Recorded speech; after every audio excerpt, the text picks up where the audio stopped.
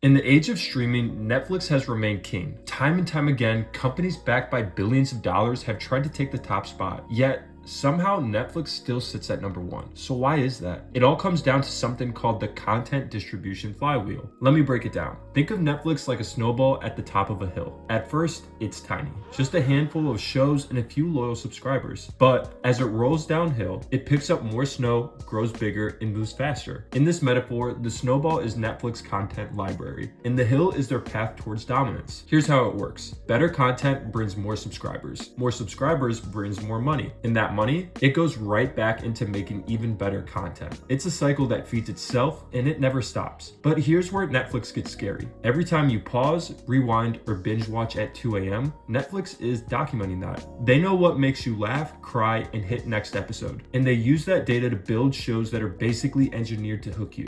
That's not luck. That's 15 years of data at work. And the result? You get better recommendations, higher engagement, and more reasons to stay. And every minute you spend watching makes Netflix's snowball roll even faster. Now, here's why the snowball is hard to escape. Netflix doesn't just make it easy to stay, they make it painful to leave. Think about your Netflix account right now. How many people are on it?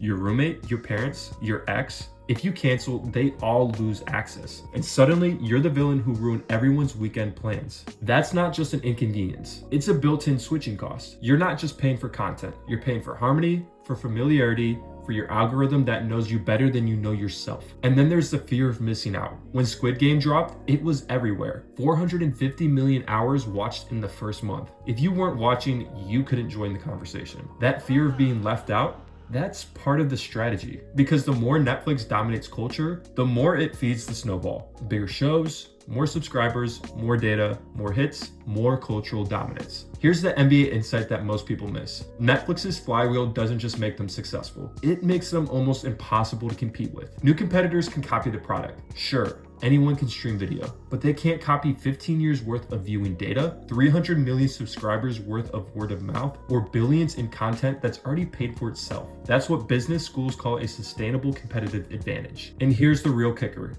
Scale. Netflix spent about $18 billion on content last year, but when you divide that by 300 million subscribers, that's only around $60 per person. A smaller streaming service with 10 million subscribers, they need to spend $600 per person or 10 times more just to match Netflix's library. That's the magic of scale. The bigger you get, the cheaper it becomes to serve each customer. And that gap, it only widens over time. Now here's the takeaway. Netflix isn't just a streaming platform, it's a compounding machine. Every play, pause, and subscription strengthens the moat around its business. So next time you hit play, remember, you're not just watching a show, you're helping roll that snowball a little further down the hill.